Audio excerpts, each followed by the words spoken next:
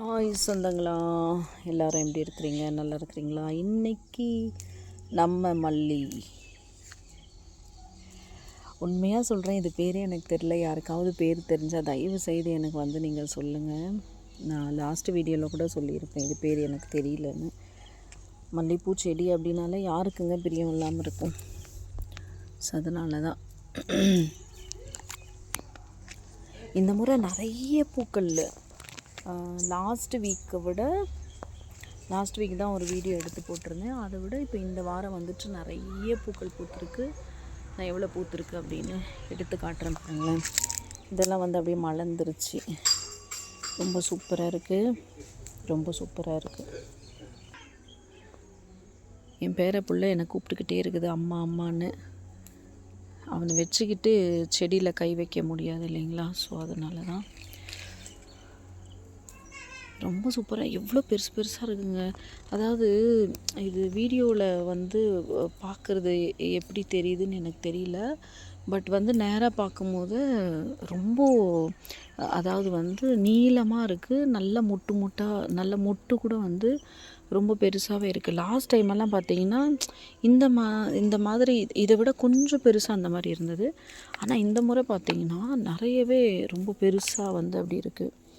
இன்னொன்று என்ன, கொஞ்சம் நாம் வந்து கொஞ்சம் அழுத்தமாக பிடிச்சி கொஞ்சம் அப்படி இழுக்க ஆரம்பித்தோன்னா அது அப்படியே கொத்தாவே வந்துடுது. இங்கே பாருங்களேன், எவ்வளோ பெருசு இருக்குதுன்னு பாருங்கள். அதாவது என்னுடைய ஆள்காட்டி விரலில் இங்கே பார்த்தீங்கன்னா, வாவ், பரவாயில்லைங்க. எனக்கு ஒரு கையில் எடுத்துட்டு இன்னொரு கையில் இது பண்ண முடியல. ஸோ இவ்வளோ பெருசு இருக்குது பாருங்கள். அங்கே மொத்தத்தில் இங்கே துவங்கி இங்கே வரைக்கும் இந்த பூ இருக்குது. சூப்பர், ரொம்ப சந்தோஷமாக இருக்குது எனக்கு. இது வந்து இங்கே வந்து நிறைய புதராக இருந்ததுனால நான் என்ன பண்ணேன், எல்லாத்தையுமே வந்து பார்த்திங்கன்னா கட் பண்ணி விட்டுட்டேங்க. கட் பண்ணிவிட்டு தூக்கிட்டு வந்து எல்லாத்தையும் இந்த மரத்துக்கிட்ட, அதாவது வாட்டர் ஆப்பிள் மரத்துக்குள்ளேயும் இந்த பூச்செடிக்குள்ளேயும் வந்து நான் போட்டுட்டேன். ஏன்னா இதனுடைய இலையெல்லாம் காஞ்சு கீழே கொட்டிடுச்சுன்னா இதை வாரி நான் வந்து அப்படியே 2 செடிக்கும் ஷேர் பண்ணி விட்டுருவேன். பாதியாக பண்ணி விட்டுட்டேன் அப்படின்னா அது வந்து தழைச்சத்தாக போயிடும். அங்கே அந்த வேலை முடிஞ்சிச்சிங்களா. இங்கே பாருங்கள் எவ்வளோ லாங்காக இருக்குது, எவ்வளோ மோட்டாவாக இருக்குது பாருங்களேன். தடுப்பனாக இருக்குது. ரொம்ப சூப்பர். ஸோ இப்போ நான் எடுத்ததை கொஞ்சமாக இங்கே வச்சிடுறேங்க.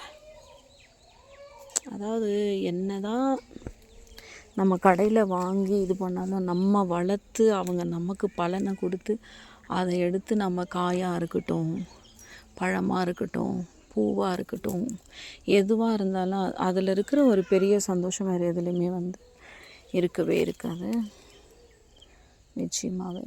நான் வந்து ஆக்சுவலி இந்த பூச்செடியை நான் வந்து பார்த்திங்கன்னா இதில் தாங்க வச்சுருந்தேன், பாட்டில் தான். இப்போ கூட நீங்கள் பார்த்தீங்கன்னா அது பாட்டில் தான் வச்சுருந்தேன். அது வேறு அதிகமாக வந்து நிறைய தொட்டிகள் இருந்துச்சு. அதெல்லாம் ஷிஃப்ட் பண்ணும்போது எனக்கு இதை தூக்க முடியலங்கிறதுனால நான் என்ன பண்ணேன், சரி அப்புறமா எடுத்துக்கலாம் அப்படின்னு விட்டேன் பாருங்களேன். அதை விட்டு இங்கே விட்டுட்டேன் நான். அது என்னமோ எனக்கு தெரியல, சரி அது இங்கே இருந்துட்டோம் அப்படின்னு நான் விட்டுட்டேன். அங்கே விட்டது அப்படியே உடஞ்ச தொட்டிக்குள்ளே இருந்து அது வந்து என்ன ஆயிடுச்சுன்னா எனக்கு ஃபுல்லாக அப்படியே வேறும் கீழே அடிபாகத்தில் அப்படியே ஊனிடுச்சுங்க. நான் பூக்களை எல்லாம் மலர்ந்துட்ட பூக்களை எல்லாம் இது பண்ணல, மொட்டுக்களை மட்டும்தான் அறுத்துட்ருக்குறேன். ஸோ அதை இங்கே விட்டுட்டு அது இப்படியே வந்துருச்சு. தினமும் ஹஸ்பண்ட் வந்து நிஜமாக அந்த நல்ல வாசம் சூப்பராக வருதுங்க, செம்ம வாசம், அது அருமையாக இருக்குது இந்த வாசம். திட்டிகிட்டே இருக்கிறாரு, என்ன பண்ணுறது, இந்த வாசனைக்கே பாம்பு வருமா, நீ என்னம்மா நீ அப்படின்னு திட்டிகிட்ருக்குறாங்க. ஆனால் என்னங்க பண்ணுறது, நமக்கு அது மேலே உள்ள ஒரு எப்படி சொன்னால் நல்லாயிருக்கும், நல்லா இருக்குன்றதை விட சரியாக இருக்கும் அப்படின்னு எனக்கு தெரியல. எல்லாமே மலர ஆரம்பிச்சிடுச்சு பாருங்கள். அது மேலே உள்ள ஒரு காதல் அப்படி தான் சொல்லணும். அதனால் நான் இதுக்கிட்ட வந்து நான் பேசினேங்க. ஆக்சுவலி இதுக்கிட்ட வந்து நான் பேசினேன், என்னப்பா பூவே விடாமல் இப்படி இருக்கீங்களே அப்படின்னு.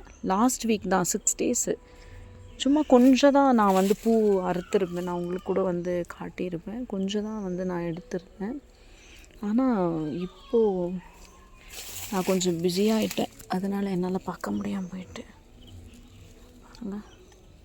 இதை கொஞ்சம் ப்ரெஷர் போட்டு எடுத்து அந்த கிளையும் அப்படி வந்து ஊற்றுருச்சு பாருங்கள். இப்படி வந்துடுது. அதுதான், மற்றபடி ஓகே, நோ ப்ராப்ளம். நிறைய பூக்கள் செடி இப்போது இந்த மாதிரி நிறைய வாசனை உள்ள வந்து மல்லிகைப்பூக்களை வச்சோன்னா பாம்பு வரும் அப்படின்வாங்க. நம்ம இடத்துல பாம்புக்கு பஞ்சமேல விடுங்க, அது வந்துக்கிட்டே தான் இருக்குது. இப்போது மனசை அப்படி மாற்றிக்கிட்டேன்னா சும்மா பாம்பு பாம்பு பாம்புன்னு அதையே நம்ம யோசித்துக்கிட்டு அப்படியே தான் இருக்கிறோம். அது வருது, அது போகுது, என்னமோ. இது வரைக்கும் நமக்கு ஏதோ கடவுள் வந்து நமக்கு வச்ச தயவோ என்னவோ தெரியல, நம்மளை வந்து ஒன்றும் பண்ணலை. பட் ஓகே, பாருங்கள், சூப்பராக இருக்குது, சூப்பராக இருக்குது. எவ்வளோ மொட்டுக்கள், எவ்வளோ மொட்டுக்கள். Oh my God. பாருங்க, இங்கே விட்டுட்டுருக்கிறேன் நான். ரொம்ப நல்லா இருக்கு. இப்போ நமக்கு வந்து இவ்வளோ பூக்கள் கிடச்சிச்சு, சந்தோஷமாக இருக்குங்க. எவ்வளோ லாங்கு பார்த்தீங்களா, எவ்வளோ நீளமாக இருக்குது இந்த பூ பாருங்க. அதாவது இவ்வளோ பெருசு இருக்குது. ஓ மை காட், இவ்வளோ தூரம் வருது நமக்கு. இதுவும் மொட்டு தான், அப்படியே மலர்ந்துட்டுருக்கு. பொழுது போயிடுச்சு, அதனால் இது அவ்வளோ கிளியராக உங்களுக்கு மோஸ்ட்லி தெரிஞ்சிருக்காது அப்படின்னு நான் நினைக்கிறேன். ஓகேங்க, சூப்பராக இன்றைக்கி ஒரு மல்லிகைப்பூ அறுவடை. தேங்க்யூங்க. Happy gardening.